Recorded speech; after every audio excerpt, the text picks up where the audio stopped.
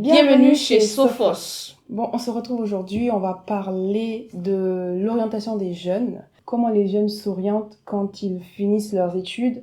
À quel moment ils savent que voilà, c'est telle chose que je vais faire, c'est telle branche que je veux suivre. Ah non, ça me plaît pas. On va parler de ça avec Eunice et Christophe Coadio. Un invité. Bon, un invité. J'ai déjà dit son nom. Bah oui, ça va. C'est pas bien grave. Bon, du coup, un invité mystère que vous connaissez déjà. Spoil Alex. Et voilà, pourquoi on l'a choisi? Parce que il discute beaucoup avec des jeunes et il est d'un réel appui, d'un réel soutien pour ceux qui viennent vers lui, qui lui disent ah je veux faire telle chose, je sais pas trop. En tout cas, il aide les jeunes à s'orienter et c'est pas Eunice qui dira le contraire. Absolument pas. Jamais je dirais le contraire. Donc on va l'inviter sur le plateau et puis on va faire cette émission ensemble.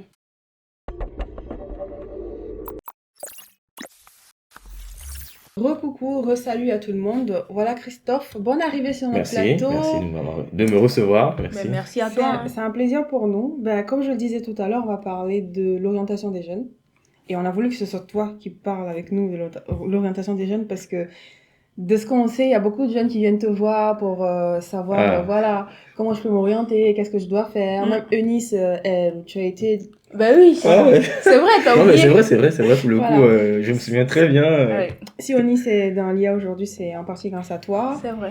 Et tu as été d'une réelle aide et tu fais toujours ça. Donc, on a voulu discuter avec toi de l'orientation des jeunes. Et donc, c'est une discussion. On discute. Voilà. Je sais que tu aimes bien les discussions. Ouais, intéressant, je dirais. J'aime bien parler surtout. Et je trouve que c'est un très, très bon sujet quand même de parler de l'orientation des jeunes. Moi, ça m'a beaucoup aidé de parler à certaines personnes, des devanciers, des grands frères, des mentors et tout.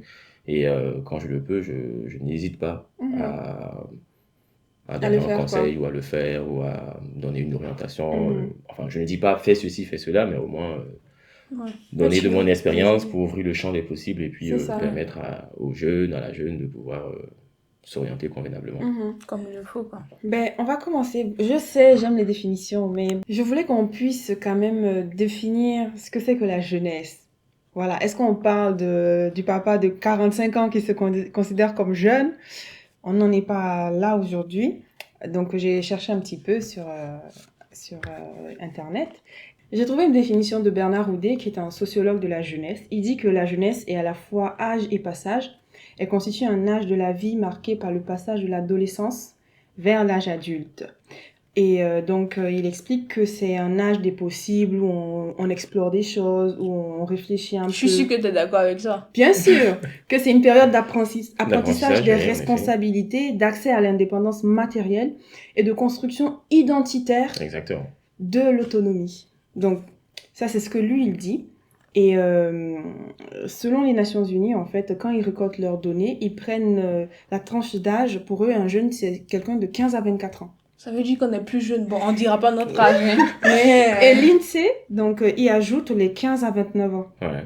Et il y a d'autres sociologues qui débutent déjà vers 12 ans.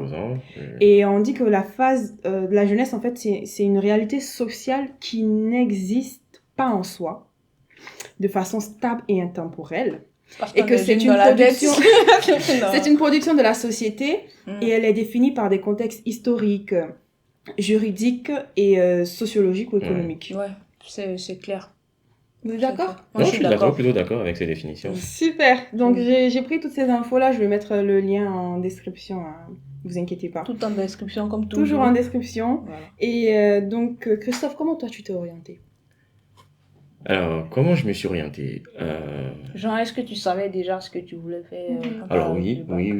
Quand je passais le bac, quand j'étais au lycée, c'est quelque chose auquel je pensais constamment. Qu'est-ce que je ferais plus tard? J'ai beaucoup été influencé par les parents, par les gens qui m'entourent, par l'environnement dans lequel j'étais et par les discussions que j'avais de temps à autre avec un grand frère, une grande sœur, un tonton, une tantine ou des personnes que je voyais à la télévision qui avaient des métiers particuliers qui me suscitaient une interrogation. Donc, étant très curieux, je passais vraiment beaucoup de temps à explorer les métiers d'avenir. Donc, je prends une anecdote. Quand j'étais petit, j'ai une tante qui m'appelait l'ingénieur. Ok. Donc, pour elle, il n'y avait rien à dire. Son neveu, Ingénieur. c'est un ingénieur, il finira ingénieur. Bon, après, là, l'environnement, la société dans laquelle on était faisait que l'ingénieur, c'est le summum Ouais, c'est vrai. c'est vrai. À l'époque. de l'enfant qui a réussi. Qui a réussi. Mon enfant est devenu ingénieur, comme on dit. Donc, et moi, je comprenais pas beaucoup ce que ça voulait dire être ingénieur, mais je sais que déjà à 4 ans, déjà 5 ans par là, dans ma tête, ok, je serai ingénieur. Et plus je grandissais, plus je cherchais des disciplines, j'affinais, j'orientais petit à petit jusqu'à découvrir des métiers. Donc, à la fin du bac, en fait, j'ai une liste de 5, 6 métiers d'avenir ou 6 orientations possibles après mon bac qui sont déjà claires et cette liste est ordonnée en plus. Donc, Tu as parlé de deux choses intéressantes. Tu as dit influence. ouais. J'ai été influencée par. Et je voulais dire ici que l'influence, elle n'est pas mauvaise. Hein. Aujourd'hui, quand on entend le mot influence, on se dit, ah, c'est mauvais. Mais c'est à cause des influenceurs, en fait. Donc, en Ça soi, dépend. l'influence, elle n'est pas Non, mauvaise. l'influence, elle n'est pas mauvaise. Ça n'a L'influence, rien de il n'y péjoratif. a rien de péjoratif dans l'influence. Tout dépend du type d'influence qu'on accepte en fait sur soi. C'est ça. Parce que j'avais ma directrice à l'école primaire qui m'a donné un conseil que je n'ai jamais oublié toute ma scolarité, toute ma vie. C'est qu'elle m'a dit une fois, parce que j'avais fait une bêtise. Donc à l'école primaire, je fais partie des meilleurs, sinon le meilleur élève et tout. L'enfant modèle, hein, on va dire. Quand on dit, et une fois, je suis mes amis et on fait une bêtise. On a la grille du bâtiment qui est fermée et nous, après les cours, on décide quand même de rester dans le bâtiment pour s'amuser. Et donc, pour repartir, on passe par les grilles. Mais c'était un crime de lèse-majesté que de passer par les grilles plutôt que d'attendre que la grille s'ouvre, en fait. Et là, on se fait attraper. Il se trouve que dans ce groupe d'enfants, j'y figure. Et là, la directrice qui est toute Le plus sage. le plus sage. Mais qu'est-ce que tu fais si elle me dit une fois, en fait, dans la vie, on copie toujours les bonnes manières. Donc, c'est pas parce que tes amis l'ont fait Ouais. que tu dois le faire. Ça, c'est le proverbe des parents Donc, africains, ça. je sais plus quel âge j'avais, peut-être 9 ou 8 ans, et j'entends ça, en fait, on copie toujours les bonnes manières, et à partir de là, c'est fini. Moi, je me laisse influencer que par ce qui est positif, par ce qui est bon. Si je considère que c'est bon, ça pourra m'aider, je me laisse facilement influencer. Si je vois un ami qui fait quelque chose qui est intéressant, qui est bien, qui excelle, je m'approche de lui, comment tu fais, ou j'essaie de faire comme lui, d'apprendre, de prendre des graines. Donc oui, l'influence n'est pas mauvaise, elle est même importante, primordiale dans la vie en fait. Dans De toute façon, dans la société, dès qu'on est, nos premiers influenceurs sont nos parents. Voilà, c'est ça. C'est ça. Tu as parlé d'ingénieur, tu as dit, oui, dans la société dans laquelle tu étais, l'ingénieur, c'était le Saint Graal. Et je voulais dire, on a fait une nouvelle capsule qui s'appelle Versus, que vous allez trouver chaque mercredi. On parle des métiers. Donc, ingénieur et docteur, la différence entre ces deux métiers. Community manager, social media manager, la différence entre ces métiers. Chaque mercredi, sur YouTube, Instagram, TikTok, Facebook et partout où on est, vous allez trouver LinkedIn aussi. Ouais, oui, LinkedIn. Voilà. Et toi, Anis, comment tu as su ce que tu voulais faire? Comment j'ai su? Je reviens sur ce qu'il disait tout à l'heure. Il a dit les parents sont les premiers influenceurs de notre vie. Et moi, mon père, il était dans le domaine de la médecine. Donc, depuis toute petite, j'ai toujours voulu faire la médecine. Je ne savais pas, en fait, quel domaine, en fait, de la médecine, quelle spécialité, plutôt, je voulais faire. Et je me rappelle que quand j'étais en 5e, 4e, comme ça, il y a ma grande soeur qui m'envoyait, en fait, la série Grey's Anatomy. Et quand j'ai commencé à regarder, je regardais ça parce que j'aimais la médecine.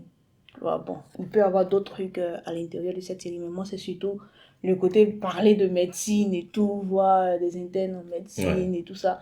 Ça a activé, en fait, l'amour que j'avais pour le métier, en fait. Ça donnait de la curiosité en soi. Exactement.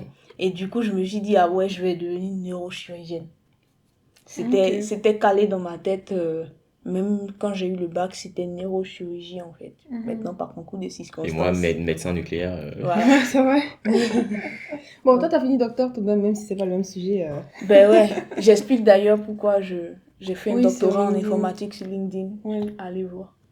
Et donc, Christophe ou Eunice ou moi-même, à quel moment, toi spécialement, tu as su ce que tu voulais faire précisément? Enfin, tu as parlé de l'influence et tout, mais est-ce qu'il y a un certain âge, tu t'es dit... ça y est, je suis ingénieur en informatique. Voilà, je vais être ingénieur en informatique. Alors, oui. Même ça, l'informatique, c'est aussi une influence. Et nous, ça parlait des Grey's Anatomy. Moi, je parlerais peut-être de pas mal de séries qu'on a vues quand on était ado.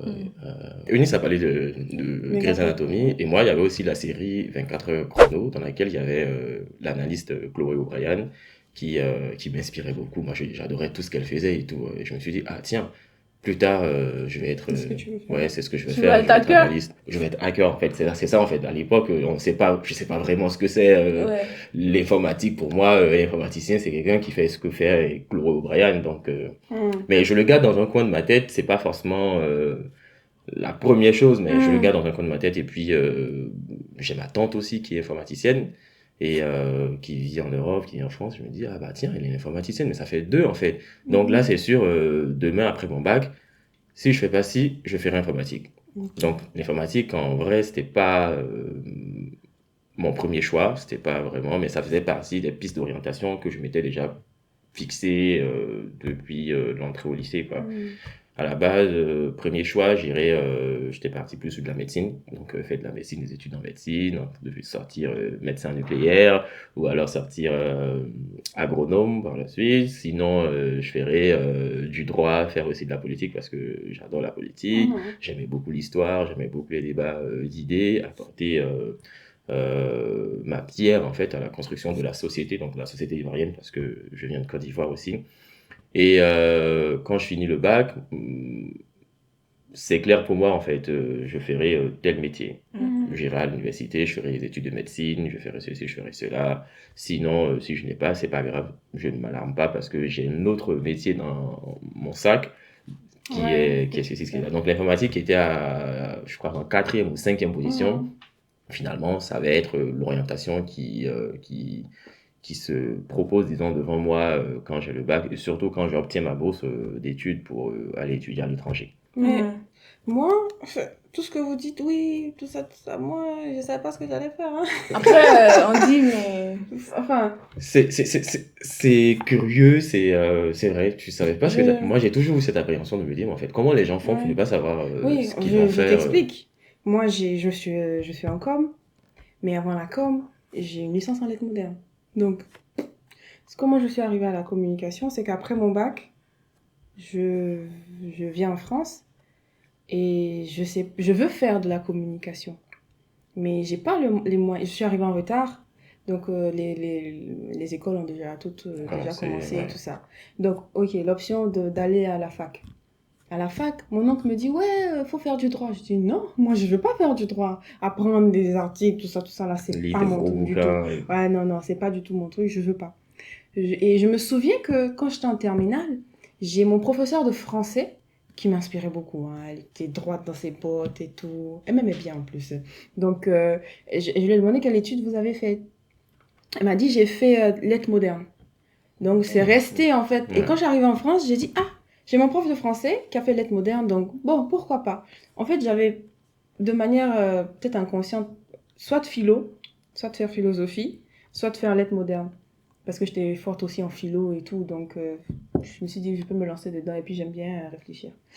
Donc j'ai dit, bah la philo, bon, non, on va laisser la philo, je vais m'orienter vers les lettres modernes. Donc je m'oriente en lettres modernes, tout en me disant, bah, bon, j'aimerais bien faire la com.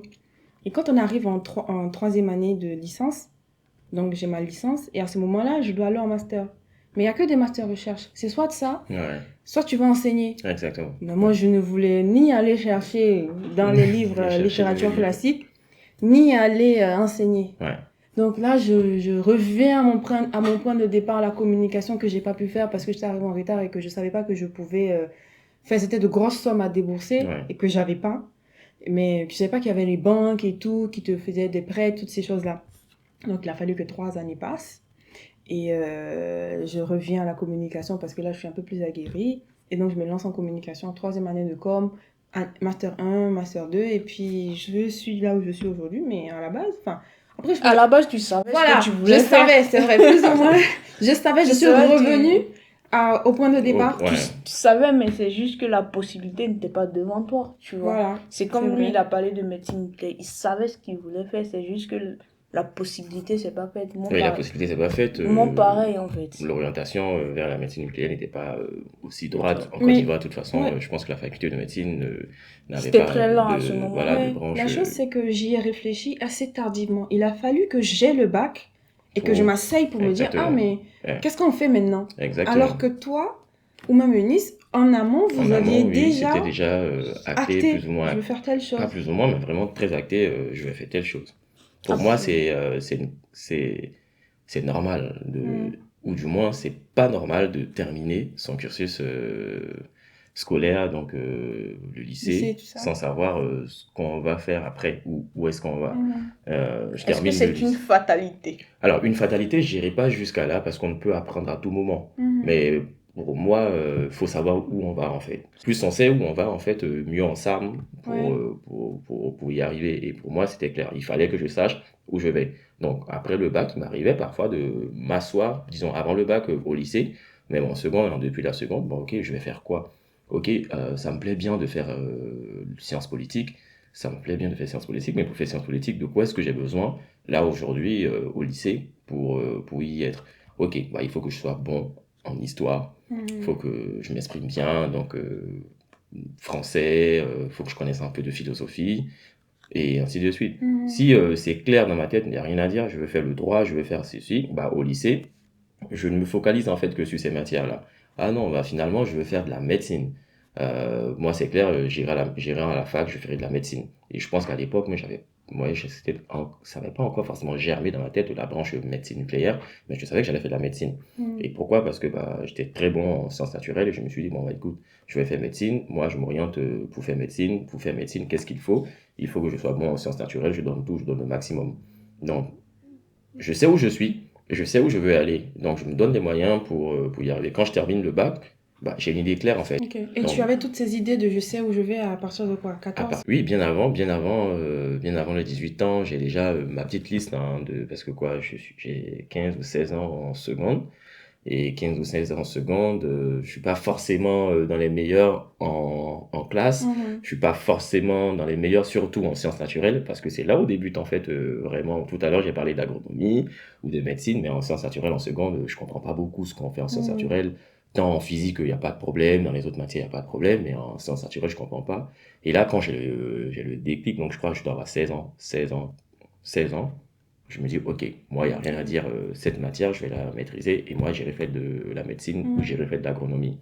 Donc, moi, j'avais pas assez de rêves, hein. J'avais soit hôtesse de l'air parce qu'on m'a dit, ouais. Mais c'était aussi bien, c'était aussi une orientation, c'était aussi une vocation. La tête de l'hôtesse de l'air, je me suis dit, ouais, pourquoi pas. Je pense pas que tu n'avais rien du tout, en fait. Tu en avais quand même quelque chose. Ouais, mais je veux dire, ça arrivait tardivement. Et qu'est-ce qui fait que, en fait, les jeunes, il y en a, c'est blackout total, hein. En fait, alors, il y a plusieurs facteurs, hein. Il y a plusieurs facteurs, mais pour ceux pour qui c'est vraiment blackout total, c'est qu'ils n'ont pas été confrontés.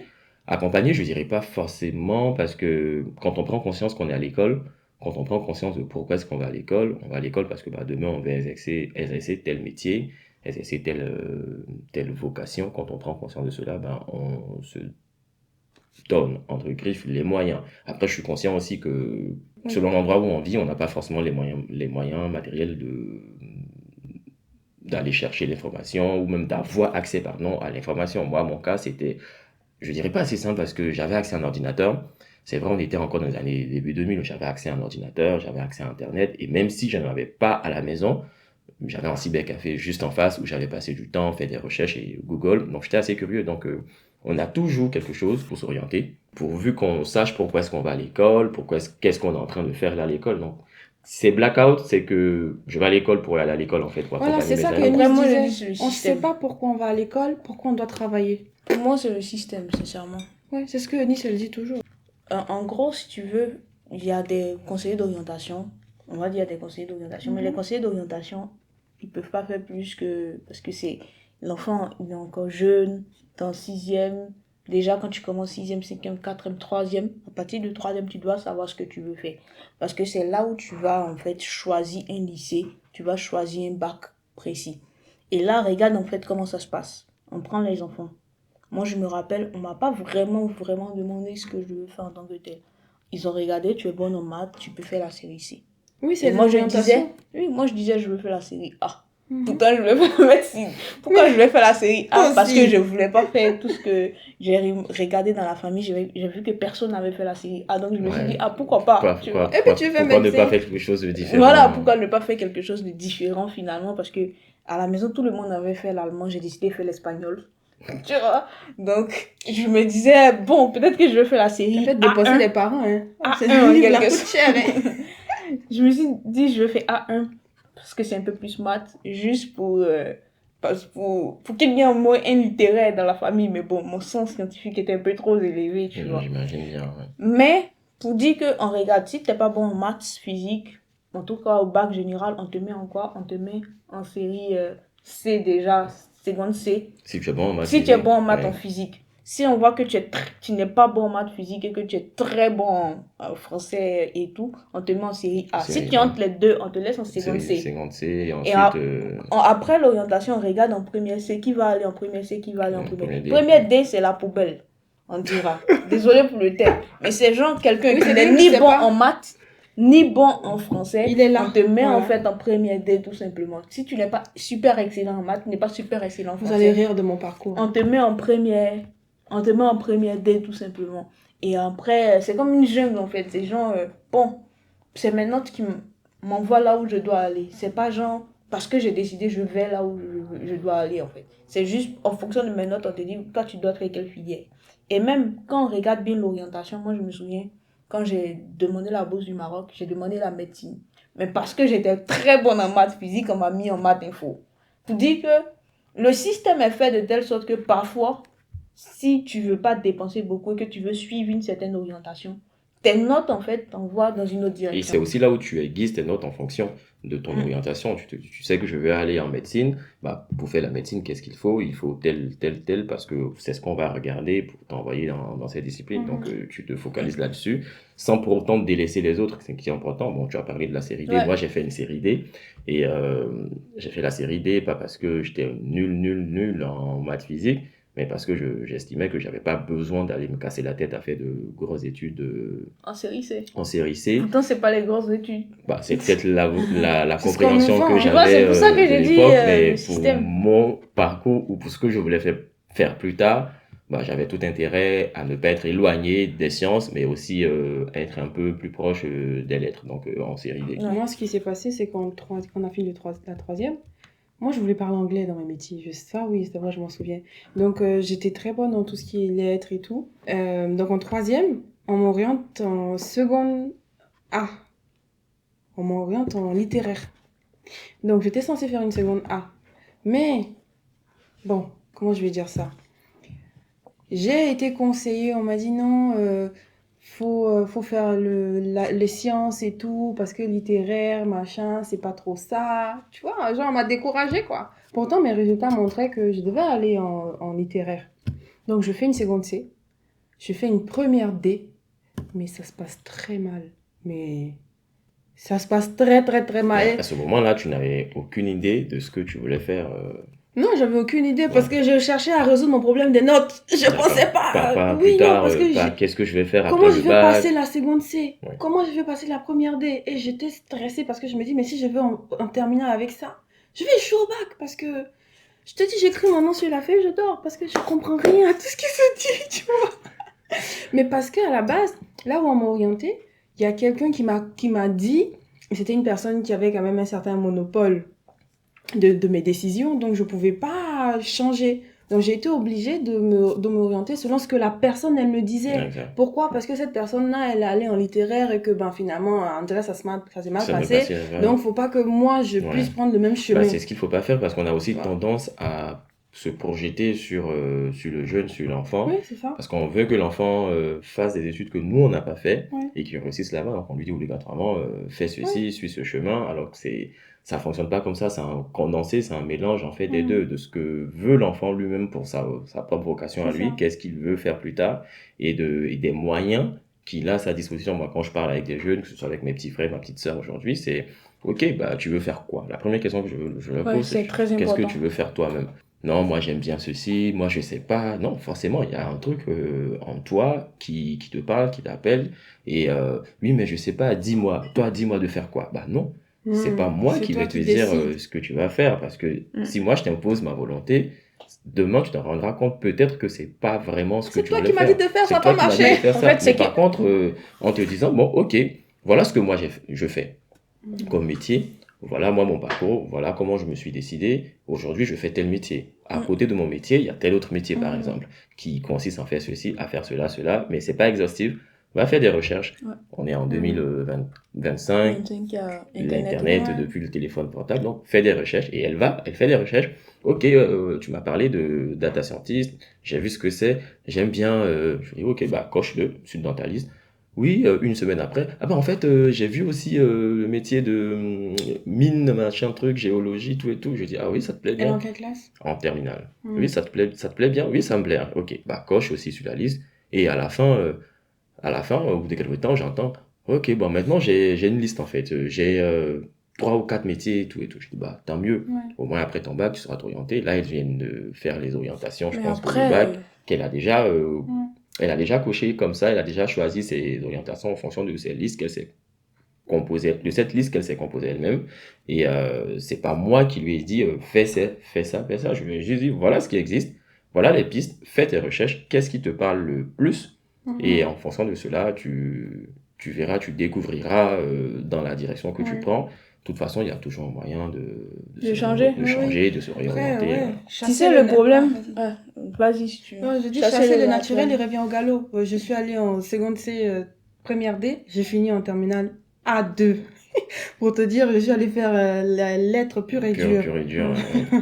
Et en fait, ce que moi je voulais dire, c'est que parfois aussi, tu vois, là, tu as parlé de géologie, après tu parles de science, de data science et tout ça. Mais en fait, le truc, c'est qu'au-delà de ce que la personne veut faire, il y a aussi de la manière dont l'enfant a été guidé tout le long. Depuis tout le long de Par exemple, moi, on a interviewé Yann ici. Et j'ai un autre exemple, en fait, de mon voisin de terminale qui était très, très bon en mathématiques, en fait. Et après le bac, il a eu une bourse pour aller faire de la géologie. Donc, il allait faire la géologie. Mais c'était très difficile parce que c'est pas la même manière de réfléchir en géologie et quand tu fais les maths. Donc ça fait qu'il s'ennuyait dans ce qu'il voulait faire. Donc ça veut dire il y a des métiers, la personne va se dire bon, c'est ce que je veux faire en voyant la finalité sans regarder le processus. Et je pense que dans l'orientation aussi, il faut penser au processus. C'est pourquoi c'est un condensé des deux. Oui. Donc il y a la finalité, je veux être ça, mais pour être ça, comment je fais ce passage-là, il y a telle manière d'étudier. Il faut savoir que la médecine, il faut retenir par cœur. Moi, aujourd'hui, je ne regrette pas de ne pas être allée en médecine parce que je n'aime pas du tout retenir par cœur. Oui. Tu vois, donc, je ne regrette pas finalement d'avoir pris le chemin de l'informatique, un chemin assez logique et tout. Certes, la médecine, il y a de la logique, mais il y a beaucoup. Pour passer les études, il faut quand même retenir par cœur. Donc, il y a le processus, en fait, qu'on oublie parfois. Et je pense que c'est important. Et ça revient justement aussi à la question de pourquoi les jeunes ne savent pas s'orienter. Pourquoi? Qu'est-ce qui fait qu'un jeune, il sait pas ce qu'il va faire, où il va aller et tout. Comme je le disais tout à l'heure, c'est l'influence, c'est aussi le rêve. Il faut rêver en fait. Moi, je pouvais m'asseoir des heures en train de rêver à des métiers, mais tel métier. Tout à l'heure, tu as parlé d'hôtesse de l'air. Je me souviens encore dans mon enfance qu'il y a eu une petite phase où je voulais être pilote. Ouais, je voulais être pilote et pour moi, c'était trop beau être pilote. Donc, quand on a ce genre de rêve, ça nous pousse à nous donner en fait à fond, non seulement dans les études, mais à rester sur un chemin, avoir une ligne droite, une ligne de conduite et tout. Au fur et à mesure, ces rêves peuvent changer et on peut les remplacer par d'autres, mais ça nous canalise en soi. Deuxième point, il faut aussi être confronté. Donc, confronté à des métiers. Moi, j'ai des parents qui parlaient beaucoup avec moi. J'ai rencontré beaucoup de personnes quand j'étais petit. Et on a parlé des conseillers d'orientation. Je pense être un des rares qui allait leur dire bonjour au collège, en fait, le conseiller d'orientation. J'allais les voir juste pour savoir. Et déjà, c'est quoi le métier de conseiller d'orientation? Et quel est le conseil que vous me donnez, en fait, pour mon orientation plus tard? On en discutait beaucoup aussi avec les professeurs, donc que ce soit la prof de français ou le prof d'histoire géo. Dans la quête, en fait, à chaque fois. Dans la quête, à chaque fois, en fait, de savoir ce qu'il y a. Et quand j'arrive au lycée, il y a ces petits moments de journée d'orientation qui sont organisés. Et ça, c'est des éléments c'est des événements, pardon, que je ne manquais jamais. Donc, je n'hésitais pas. Donc, aujourd'hui, est-ce que ces événements-là existent encore? Est-ce que ces événements sont appréciés par les jeunes? Je me pose la question surtout parce que quand un jeune arrive en terminale ou même qui a le bac et qui te dit, bah, je sais pas, moi, j'ai envie de taper sur la tête, taper sur les doigts et lui dire, mais en vrai, c'est pas possible parce que vous avez tout pour être confronté à des métiers, vous avez tout, en fait, pour vous orienter aujourd'hui. Non seulement ces différentes journées d'orientation, les conseillers d'orientation, s'asseoir vous-même et rêver, poser des questions, être assez curieux, et vous avez Internet. Encore, vous avez plus qu'Internet aujourd'hui avec les IA qu'on a. Nous, à l'époque, on avait que Google. Encore, c'était pas évident parce qu'il fallait avoir de l'argent, aller payer Internet. Donc, qu'est-ce qui fait qu'ils ne rêvent pas? Il y a d'autres facteurs sociaux, peut-être, sans doute. Oui, non, il y a des facteurs. En ce qui concerne le cadre académique, scolaire, c'est vraiment ce manque de perspective, de rêve, et puis ce manque de curiosité surtout pour ce qu'on ferait après, ou pour le après. Qu'est-ce qu'on fait après, en fait? Moi, je pense que tu dis il y a des facteurs sociaux, mais je pense que les facteurs sociaux doivent surtout t'emmener à rêver, en fait. Ouais, mais tu sais, il y a des endroits où moi j'ai entendu des gens dire que si t'as pas l'argent pour faire ça, c'est pas la peine de penser que tu peux faire ça. Non, moi, j'avais pas d'argent. J'avais pas d'argent pour aller le fait qu'on regarde au matériel avant de rêver, le rêve, c'est pas mal. Tu payes pas, tu rêves. Tout à l'heure, j'ai parlé de faire sciences politiques. Moi, on m'a laissé rêver, moi, en fait, faire sciences politiques. Sciences politiques, je voulais même pas le faire à l'université d'Abidjan parce que je trouvais que, je vois des gens qui sortent de là-bas, j'en connais aucun. Tous les politologues ou les docteurs, j'avais un modèle aussi. On en parlera tout à l'heure, où je reviendrai là-dessus, mais qui était politologue, et je me suis dit, il est politologue au Canada, en France et tout. Quel est son parcours? C'est pas à l'université. Du coup, j'ai identifié une école, donc c'est l'université de Grand Bassam, mais qui coûte super cher. Les parents n'ont pas les moyens de m'emmener à l'UJB, mais ils m'ont laissé rêver que je pouvais le faire. Et quand je suis arrivé au bac, ils m'ont dit, bon voilà, la réalité, on n'a pas les moyens, tu n'iras pas à l'UJB. Mais au moins, j'ai rêvé, et ça m'a permis vraiment de me préparer pendant le bac, parce que je me disais, ça fait partie de ma liste, et je sais que c'est une bonne école, il faut que j'ai de bonnes notes, de bonnes moyennes, donc je me suis donné les moyens pour avoir de bonnes notes, de sorte à ne pas être recalé quand j'allais passer ou envoyer mon dossier vers cette école. Donc, les moyens, certes, mais ça ne doit pas nous empêcher de rêver. Le rêve, c'est gratuit. C'est comme on dit, vise la lune au cas où tu n'as pas arrivé sur la lune. Au pire, tu auras les étoiles. Le rêve, il y a des enfants qui disent, moi, je veux devenir astronaute, je veux devenir dans ces étoiles, je veux dire ça. Faut pas lui dire non, on n'a pas les moyens de faire. Il veut rêver, laisse-le rêver. Non, on veut le confronter à la réalité et tout. Mais en fait, en faisant ça, on empêche, on casse, on coupe sous les... on lui coupe l'herbe sous les pieds de l'imagination. L'imagination, c'est ce qui fait un monde. Hein. Le monde dans lequel on est aujourd'hui, s'il n'y a pas d'imagination, il n'y a pas de créativité, il n'y a pas d'innovation, il n'y a pas de rêve, blackout. Tout ce qu'on a, tout ce qui a été créé a été une fois imaginé, a été pensé. Il y en a qui ont même rêvé, en fait. Et qui l'ont matérialisé. Et il y a le fait aussi que pourquoi les jeunes ne rêvent plus assez, c'est que on est dans une société de fast-food, fast life, tout va rapidement, donc on n'a pas le temps, parce que le rêve, ça prend quand même du temps, hein. Faut t'asseoir, faut réfléchir, machin et tout, mais on doit tout faire trop vite, donc c'est trouve quelque chose à faire de manière alimentaire et on n'en parle plus. C'est aussi un point très important, et j'allais en parler tout à l'heure, de modèle, en fait, ou d'influence. Moi, de ceux qui m'ont influencé, dans mon enfance, et qui m'ont permis de m'orienter vers la discipline dans laquelle je suis aujourd'hui, je savais que ça s'était pas fait en un jour. C'était des gens qui avaient trimé. À un moment donné de mon parcours, je voulais avoir tous les diplômes du monde. Donc, Eunice est devenue docteur aujourd'hui, j'en suis très fier, très content. Moi, je voulais être docteur, mais je voulais pas être que docteur en informatique ou en IA. Moi, je voulais faire plusieurs doctorats. Là, j'ai fini, je lui ai dit, je vais aller faire la psychologie, elle ne veut pas. La psychologie. Ouais, non, bien sûr. Moi, c'était ça un rêve à un moment donné de le faire, parce que les modèles que j'ai eus sont que j'avais, ou ceux que j'admirais, c'était ces modèles-là, en fait, qui avaient plusieurs doctorats, qui avaient plusieurs disciplines, plusieurs cordes à leur arc, comme on dit, en fait. Et le fait d'être dans une société aujourd'hui où tout s'obtient maintenant, on n'a plus besoin d'être grand pour obtenir. Oui. Avant, fallait être grand. Avant, fallait faire ses études, fallait les finir, fallait faire ceci, cela, et se dire, ouais, peut-être que c'est vers 30 ans que j'atteins tel niveau. Aujourd'hui, on est dans une société où on peut voir que même à 17 ans, on a ce que celui qui a 30 ans peut avoir. Donc, ça crée en fait cette fast life, cette société fast life, fast food, comme on dit, et qui vient quelque part tuer le rêve en fait, parce que le rêve qui est censé durer toute l'adolescence et même se désillusionner un peu quand on rentre dans la vie adulte,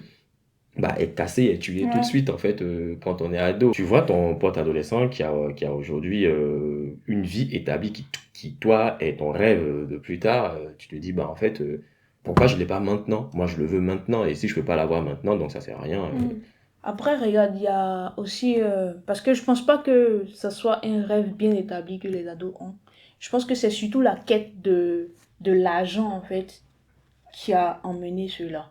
Quand je parle de la quête de l'argent, c'est-à-dire, on s'est dit, on va à l'école, c'est pour avoir de l'argent demain.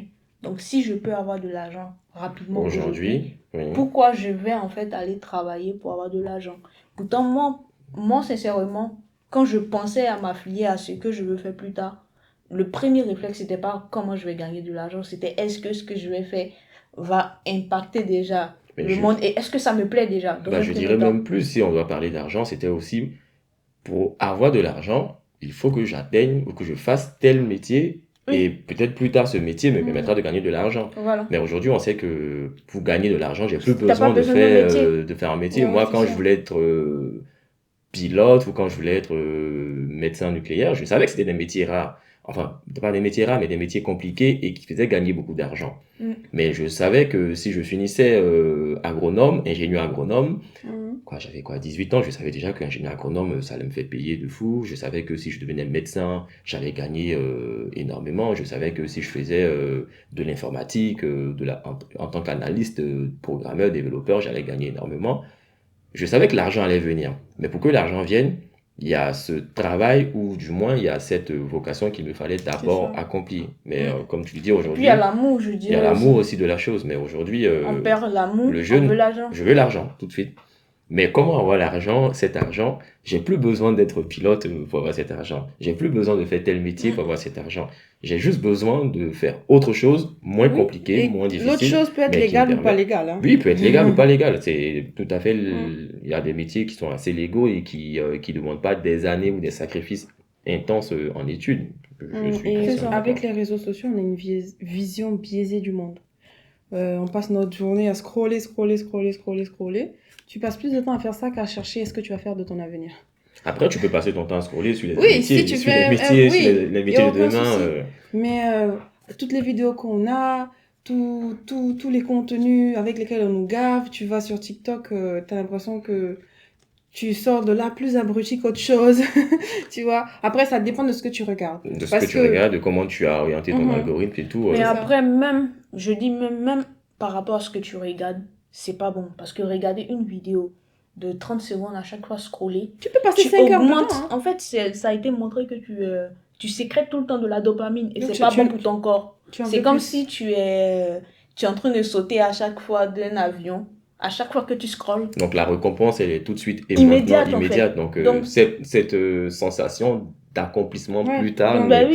Indirectement, ça joue. C'est pas bon même en fait. Ça apprend à nos jeunes que tu peux avoir une récompense en 30 secondes. En 30 secondes. Alors et que non. Plus trimer pour l'avoir demain, dans 10 ans, dans 5 ans. Le monde n'est pas fait comme ça. Et même si tu regardes des bons contenus, tu vois. Mais oui, même si tu regardes des bons contenus. Mais ce travail aujourd'hui, est-ce qu'on peut, on peut faire un travail là-dessus déjà à l'école, au niveau de l'école en fait. Parce que je suis d'accord avec ce que vous dites. Mais je pense que cette histoire, cette dopamine, moi aussi, je l'avais quelque part. Moi, je fais partie de la génération, on fait partie de la génération Internet, début d'Internet. On a eu pas mal de réseaux sociaux qui ont commencé quand on était ado, Facebook, Twitter. Sans parler des MSN. Plateformes de streaming. De streaming et tout. Voilà, mais ça ne nous a pas empêché quand même de penser différemment. Oui, il n'y avait pas TikTok, c'est vrai, il n'y avait pas de notification. Il n'y avait pas 30 secondes, tu regardais des documentaires longs. Des documentaires longs, des séries longues, de longs films dans lesquels on découvrait aussi des métiers. Moi, toutes les occasions étaient bonnes pour découvrir une chose, en fait, pour découvrir un métier. Et comme je l'ai dit, c'est vrai qu'on ne passait pas beaucoup de temps à scroller, mais on passait aussi du temps à discuter avec les grands, avec les mentors, avec les aînés, et moi, à qui on posait des questions. C'est moins stimulant du point de vue. Parce que quand tu finis, non seulement tu perds du temps, mais 1 heure comme ça, tu imagines le nombre de vidéos que ton cerveau a vu. Les images par seconde qui passent comme ça. C'est terrible en fait. Et puis il y a une caméra. Tu vois, c'est terrible pour le cerveau, c'est surtout ça en fait. Ça fait que quand tu finis, on te donne un travail en fait, tu trouves que c'est... Tu n'arrives plus à te concentrer. Ce qui fait que voilà, nos jeunes aujourd'hui n'arrivent plus à se concentrer. Donc toi, tu avais une période où... de concentration assez importante. Oui. Et tu avais une période de Internet. C'était pas mélangé. Non, c'était pas mélangé. Aujourd'hui, on ne sait plus faire la différence. Les jeunes ne savent plus faire la part des choses, comme elle a dit. Donc c'est surtout ça le problème. Et donc on se demande comment remotiver les jeunes, comment les aider à s'orienter et tout en fait finalement. C'est de repenser aussi peut-être le système, le système éducatif qui n'est peut-être plus adapté au monde d'aujourd'hui. Ça reste le même système, mais avec des outils différents, avec un monde plus numérisé que jamais. Et moi, je me souviens quand on était au lycée, au collège, on ne pouvait pas s'envoyer d'SMS comme ça ou de notifications via Instagram ou via TikTok. Non, il n'y avait pas ça. Il fallait attendre d'être à la maison, décrocher le téléphone, composer le numéro, appeler son copain. Limite, encore on avait MSN, mais MSN, c'était les parents, c'était le week-end, tu pouvais aller sur MSN, ou c'était un soir, les mercredis, ce genre de choses, que tu pouvais aller sur MSN, discuter avec tes amis. Aujourd'hui, c'est de repenser dans le monde dans lequel on vit, où on est aujourd'hui, comment allier cette passion d'antan qui faisait que les jeunes s'orientaient facilement ou avaient une vocation avec les nouvelles technologies d'aujourd'hui. Est-ce qu'il ne faut pas apprendre aux jeunes à utiliser ou mieux utiliser leur algorithme sur les réseaux sociaux? Est-ce que les parents ne doivent pas un peu plus serrer la vis à propos de l'utilisation des outils numériques que sont les différents réseaux sociaux qu'on a aujourd'hui? Est-ce qu'au niveau de l'école, il n'y a pas une sensibilisation qui doit être plus accrue à ce niveau-là? C'est encore plus difficile à l'époque en Afrique. En Afrique, les conseillers d'orientation, c'est vraiment pas comme ici en Europe ou en Occident. C'est vraiment le conseiller dans son bureau, c'est toi qui vas le trouver. C'est ça. Rares sont les fois où le conseiller vient en classe nous parler des métiers d'avenir. Presque jamais. Alors c'est presque jamais. Donc c'est soit l'enfant qui lui-même avec ses parents ont ce genre de discussion, ou l'enfant qui est assez curieux, qui va vers eux, ou alors c'est un professeur qui est vraiment super cool, qui nous parle de ce genre d'éléments. Moi en troisième, on avait des profs super cool en fait, qui nous parlaient de tout, de rien, et qui nous motivaient au quotidien, et ainsi de suite. Donc repensons en fait ce modèle éducatif, le modèle de l'école aujourd'hui, pour l'adapter à la réalité qui est là, et fait comprendre aux jeunes que oui, c'est bien, c'est vrai ce qu'on voit sur les réseaux, et que ça reste aussi du divertissement, mais si on l'utilise bien, si on sait comment fonctionne l'algorithme, on est capable de rester enfant, de continuer à rêver, de se créer des vocations, et de prendre conscience que le bac, c'est la porte d'entrée vers une panoplie de métiers plus ou moins intéressants, je dirais même surtout intéressants, avec les nouveaux métiers du numérique qui existent aujourd'hui, qui émergent. Il y a des choses à faire. Et donc, ce que je voulais dire aussi, c'est de créer la vocation chez l'enfant, de créer le désir d'explorer le champ des possibles. Il y a plein de choses, il y a la peinture, il y a le dessin. Il y a des événements, il y a encore plus d'événements aujourd'hui qu'il y en a. Moi, je prends un exemple, je crois la semaine dernière, il y avait encore le salon de l'aéronautique, de l'espace, mais pour moi, les parents qui y vont avec leurs enfants, c'est une mine d'informations, c'est quelque chose de super intéressant, parce que l'enfant qui arrive, qui voit des fusées, qui voit des avions de combat, des avions de chasse, qui voit des gens de l'armée. Moi, je me souviens quand j'étais en terminale, pendant quelques mois, je me disais, ah ouais, c'est trop beau l'armée, je vais aller faire la gendarmerie, parce qu'il y a eu une journée d'orientation où on avait plusieurs secteurs, plusieurs entreprises qui étaient là pour parler de leur activité, mais tu avais aussi la gendarmerie nationale. Et les gendarmes qu'on a envoyés à cette journée-là, je suis désolé, mais ils n'avaient rien à voir avec les gendarmes qu'on voit au bord des routes et tout. Je me disais, ah ouais, c'est ça la gendarmerie? Ça peut être pas mal, peut-être que je vais aller faire la gendarmerie. Donc, ce genre d'événement-là, ou de colloques ou de séminaires, n'hésitez pas à aller avec les enfants. Tu parles de certains événements, mais il y a aussi Eureka. Suivre des chaînes, bien sûr, comme Eureka Talent, et découvrir des talents, c'est aussi faire découvrir ça à son enfant, lui dire, moi, ma petite sœur, et les jeunes qui viennent vers moi, je n'hésite pas, en fait. Est-ce que tu as vu telle chaîne? Ou alors, même si je connais quelqu'un qui est mieux outillé que moi, que ce soit en parole ou en connaissance et tout, je lui dis, écoute, je suis en contact avec telle personne, va discuter avec cette personne, ou suis cette personne sur les réseaux, vois ce qu'elle fait, Et ça marche. Il y a des jeunes qui sont inspirés comme ça, au niveau... je fais partie d'une association, je profite pour en parler en même temps, qui est l'association Elite. Et on promeut aussi ce genre d'initiative donc de mentorat. Donc on n'hésite pas à avoir des jeunes, à les mentorer, à leur confier un mentor et une personne qui va le suivre depuis le lycée et même lui donner des pistes d'orientation, des conseils et parfois ça peut marcher. C'est bien, tu parles de mentor, donc est-ce que les jeunes sont bien encadrés aujourd'hui pour s'orienter convenablement? Alors, c'est une question assez difficile où je dirais plus ou moins oui, les jeunes sont bien encadrés, tant bien que eux-mêmes veulent bien s'encadrer aussi, parce qu'on choisit aussi son mentor. C'est vrai, on choisit son entourage. On choisit son entourage, on choisit la personne qu'on veut suivre, on choisit son mentor. Moi, je les choisissais, moi, par exemple. Mm-hmm. Oui, grâce au conseil que j'ai reçu, qui est qu'il faut toujours copier les bonnes manières, donc je les choisissais. Donc, s'ils le veulent, les jeunes aujourd'hui, oui, ils sont bien encadrés. Et effectivement, il y a des exceptions.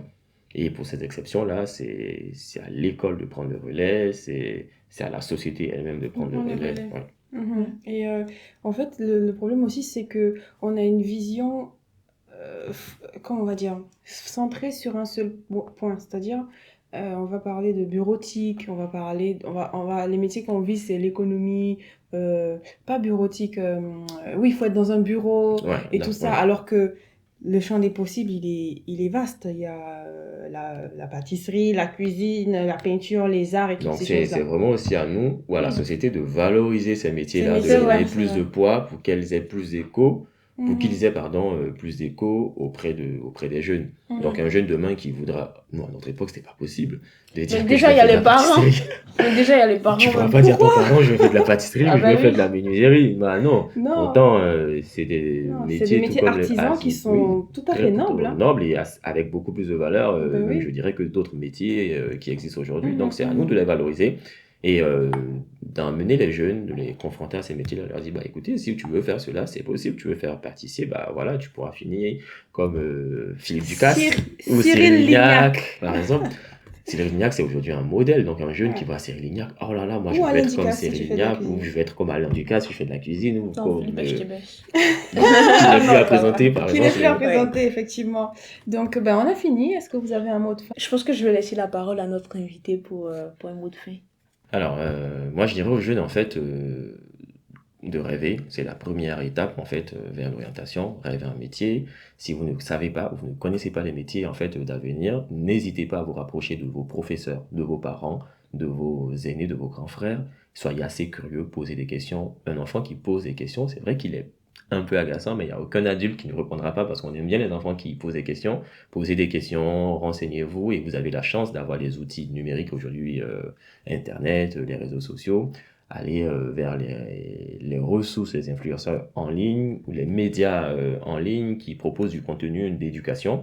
Et rien que pour apprendre, au travers aussi, vous pouvez apprendre au travers aussi des documentaires, au travers même du journal télévisé. Moi, j'ai trouvé une vocation, j'ai parlé de médecine nucléaire, mais c'est au travers du journal télévisé de 20 heures que j'ai découvert ce que c'était la médecine nucléaire et j'ai tout de suite accroché. Donc, c'est pas ce que je fais aujourd'hui. Et même ce que je fais aujourd'hui provient de ce que j'ai vu à la télé. Donc, n'hésitez pas à regarder du bon contenu.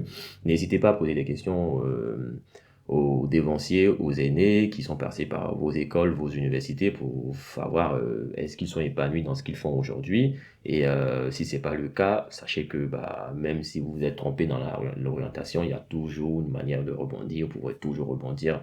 L'astuce, c'est de ne pas baisser les bras, c'est de ne jamais se décourager, c'est de surtout pas croire que tout est fini en fait. Tant qu'on a envie, il y a de l'espoir et puis...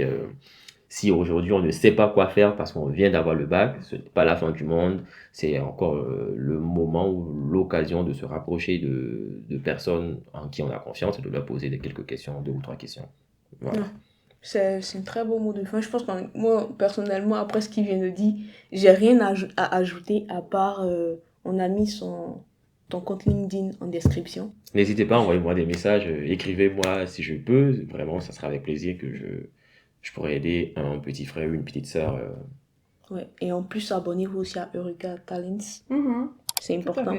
Donc, pour suivre en fait toute l'actualité, tous les nouveaux métiers qui vont sortir et tout. Parce qu'on interviewe des personnes à profil vraiment atypique. des métiers que vous ne pensez pas forcément. Et c'est très intéressant. Moi, chaque jour, je découvre un métier, je me dis j'ai envie de me reconvertir encore alors que je viens de finir de faire 10 années d'études. Bah, t'es encore jeune, tu peux encore continuer si tu le veux. Et si vous voulez en apprendre plus sur l'IA aussi, n'hésitez pas à vous abonner à Fotizo AI. Mais quel invité! Il nous fait les pubs et tout! Non mais merci là, merci pour la pub là. Donc on va terminer, je te laisse comme d'habitude faire le mot de fin. Ouais, ben merci d'avoir suivi cette émission déjà. C'est un plaisir qu'on prend à vous partager ce qu'on pense.